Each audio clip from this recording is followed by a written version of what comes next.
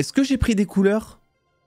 Faites-moi plaisir, dites-moi que j'ai pris un peu des couleurs. Allez, pour une fois on n'est pas blanc comme un cul, on fait pas le youtubeur, on sort un peu, on bronze, on profite qu'il n'y ait pas tant de news que ça pour sortir un tout petit peu moins de vidéos et penser aux bienfaits du soleil. Une molécule que j'avais oubliée. Oui, parce que le soleil est une molécule, qu'est-ce que tu vas faire? Qu'est-ce que tu vas dire contre ça? Donc bonjour à toutes et à tous, une vidéo news en attendant la sortie des plus grosses vidéos puisque je vous prépare des petits trucs par-ci par-là, notamment un nouveau format, vous n'êtes absolument pas prêts, j'ai jamais fait ça en 4 ans de YouTube, donc j'ai trop hâte que vous voyez ça, c'est en cours de montage actuellement.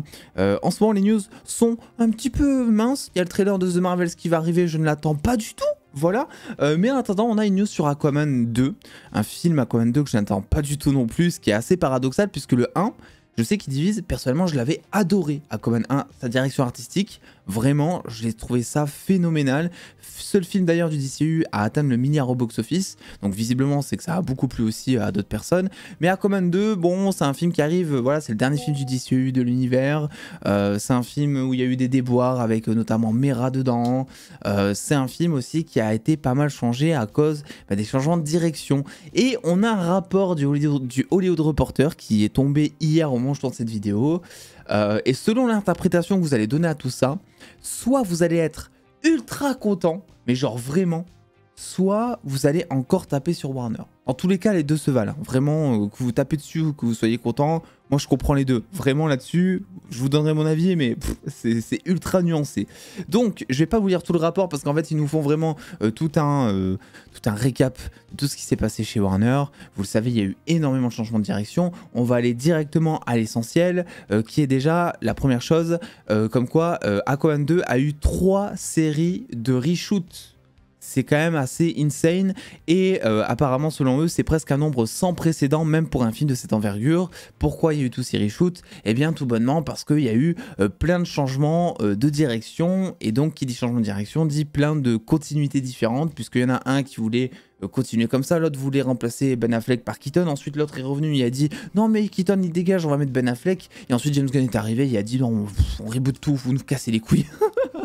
Voilà, en gros, c'est grosso modo, pour vous résumer, parce que j'ai tout détaillé évidemment au fil des mois, vous avez suivi sur la chaîne de manière minutieuse, en détail et tout. Là, franchement, le temps n'est plus à comprendre ce qui s'est passé, tu vois. Franchement, c'est relou. On attend juste le nouvel univers. Quoi qu'il en soit, il y a une préoccupation qui est assez importante pour ce film, et elle concerne Batman, puisque vous n'êtes pas sans savoir que Batman, normalement, eh bien, avait certaines scènes dans ce film. Et voilà, on arrive au petit bout. Autre préoccupation, Batman. Hamada, donc l'ancien producteur exécutif, voulait que la version du personnage de Michael Keaton ressemble à Nick Fury de Samuel L. Jackson dans le film. Je suis trop content qu'ils disent ça parce que c'est un truc sur lequel on avait théorisé aussi en vidéo en disant que Keaton en fait servait à reformer une espèce de nouvelle Justice League de la même manière que Nick Fury. Donc visiblement c'est ce qui était prévu. Donc hop, une théorie validée qui ne verra jamais le jour du coup parce que ce n'est plus du tout le cas voilà, dans l'univers. Un homme d'état plus âgé qui pourrait apparaître dans divers films y compris Batgirl. Batgirl désormais abandonnée. On a fait une vidéo il y a 2 jours avec un potentiel leak de tout le film si ça vous intéresse, ainsi que Aquaman The Lost Kingdom. Mais le changement des dates de sortie a brouillé les choses. À un moment donné, Aquaman 2 devait ouvrir en mars 2023, plusieurs mois avant le retour de Keaton en juin 2023 dans The Flash. Ainsi, fin juillet 2022, 2 mois après qu'Abdi et DeLuca ont repris Warner, donc encore changement de direction, Ben Affleck a rejoint la nouvelle série de reshoot en tant que Bruce Wayne pour remplacer donc une scène tournée par Michael Keaton. Mais ensuite, le film a de nouveau été déplacé, cette fois après The Flash, mettant l'apparence de, enfin la scène de Ben Affleck, remettant la scène de Ben Affleck en question, parce que oui, c'est toujours traduit ici avec Google Traduction, donc on est sur un français de type ribérien, vous commencez à avoir l'habitude. La dernière la dernière version du film ne présente aucune version de Batman, selon les sources, car les nouveaux chefs de DC, James Gunn et Peter Safran, ne veulent pas promettre un univers cinématographique qui ne se concrétisera pas, ni le lier excessivement aux échecs passés. C'est assez chaotique, a déclaré une source. Alors, comment dire? Donc, en gros, ce qu'il faut retenir de tout ce que je viens de vous dire, c'est que dans Aquaman 2, déjà, il n'y aura aucun Batman. Voilà, ça c'est bon. Et surtout, que la dernière scène de Ben Affleck dans le DCEU, c'est cette scène dans la ruelle où il est en train de dire à Barry non, mais en fait, fais pas le voyage dans le temps, c'est dangereux, dans une vieille ruelle. Donc ça, c'est le dernier hommage qui a été rendu un personnage ultra apprécié des fans de DC, des fans de Snyder en général aussi. Donc bon, je pense que ça peut faire râler. En plus, j'en avais parlé dans mes critiques. J'avais dit, putain, mais bordel, les gars, si c'est ça la dernière scène de Ben Affleck en tant que Batman, en général, même de sa vie, c'est triste, quoi, tu vois. Il a pas d'au revoir, il a pas d'adieu et tout. Et ensuite, j'avais dit, ah non, mais c'est vrai, peut-être qu'il sera de retour dans Aquaman 2, donc peut-être qu'ils vont rattraper le coup. Non, bah non, du coup, c'était visiblement la dernière scène de Ben Affleck en tant que Batman. J'espère que vous avez bien profité du film Flash pour ces scènes-là.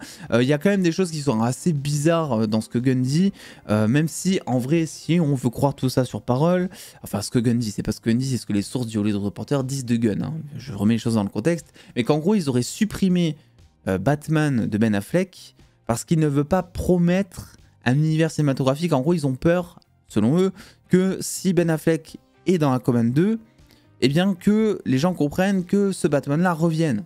Et ça n'a aucun sens quand tu sais que dans The Flash, ils ont mis tous les caméos possibles et inimaginables. Pourquoi est-ce qu'ils n'ont pas coupé certaines scènes au montage alors, tu vois ce qu'ils ont fait sur Aquaman 2, ils pouvaient le faire aussi sur The Flash, qui a lui aussi bénéficier de reshoot, tu vois. Donc pour moi, ce truc comme quoi, en gros, ils ont viré Ben Affleck du film, ou Keaton, hein, les deux c'est pareil, ils ont viré les deux du film pour ne pas promettre, par peur que les gens se trompent et ne comprennent pas qu'il y aura un reboot.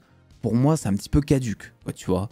Surtout quand tu vois ce qui a eu lieu dans Flash, quoi, tu vois, c'est l'inverse. D'autant plus que, il faut pas oublier que le grand public, il s'en fout de tout ça, quoi. Genre comme si le grand public, il comprenait l'univers. Enfin, au bout d'un moment, combien j'ai reçu de commentaires de MP de votre part me disant « Steven, je comprends rien au DCEU, est-ce que tu peux envoyer l'ordre chronologique des films ou je sais pas trop quoi ?»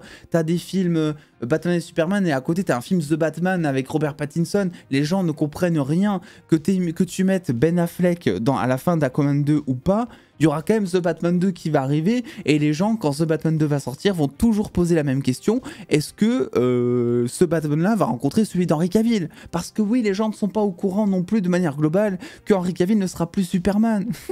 Je parle du grand public. Là, vous et moi, on connaît tout ça parce qu'on s'y intéresse de près, parce qu'on est des gros fans et tout. Mais ce qui fait le box-office du film, c'est pas nous, c'est le grand public qui ne comprend rien du coup, et c'est normal, tu vois. Donc, pour moi, juste sur cette explication, c'est très...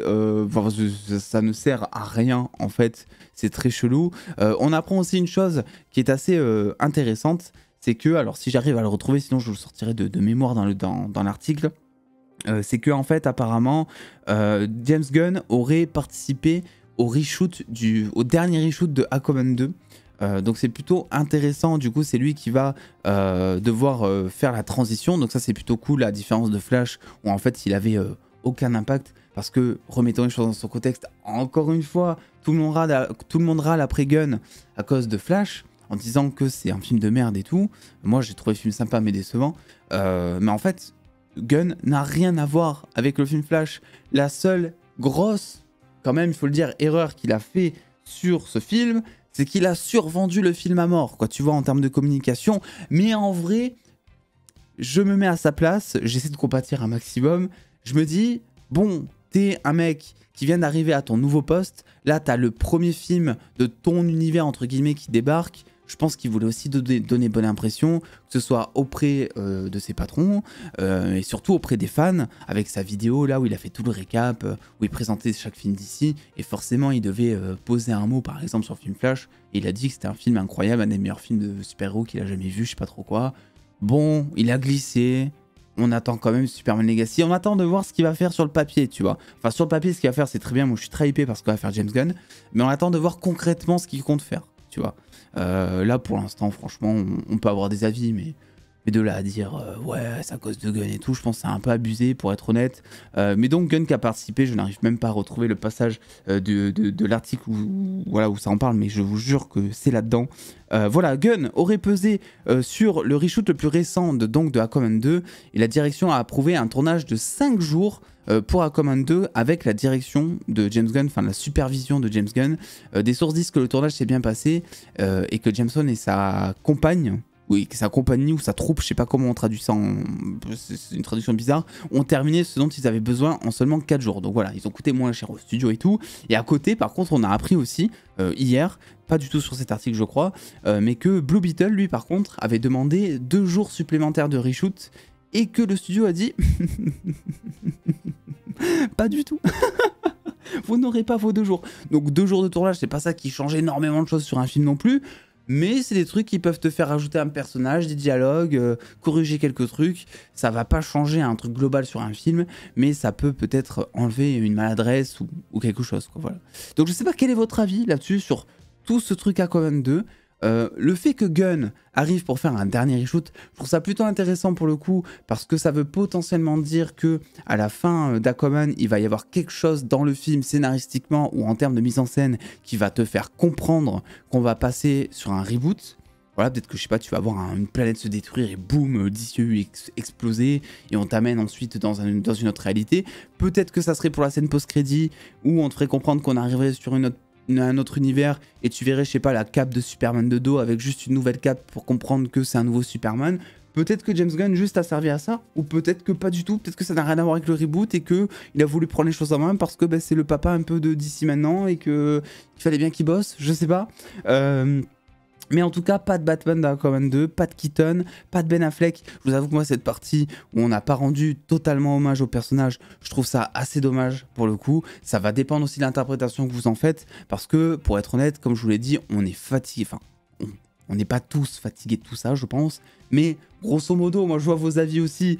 On est plus ou moins quasiment tous fatigués de Ben Affleck, même si on l'adore et tout. On attend qu'une chose, c'est que tout soit rasé. En fait, maintenant, il faut plus quiproquo. Wonder Woman, il y a toujours un flou dessus. Il faut absolument qu'on nous fasse comprendre très vite que Gal Gadot, elle va dégager dans le rôle et qu'on va avoir une nouvelle Wonder Woman.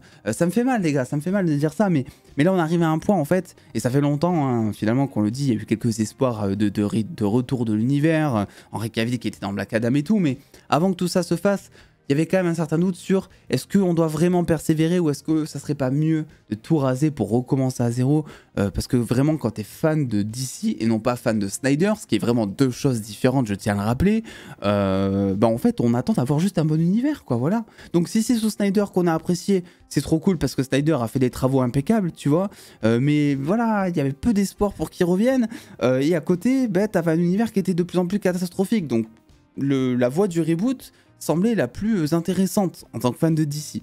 N'hésitez pas à me donner vos avis en commentaire là-dessus. Aquaman 2, est-ce que ça vous hype? Pas du tout, un peu, passionnément. J'ai tout fait dans le désordre. Et puis attends les dos, prenez soin de vous, faites-vous bien kiffer. Des bisous les dos.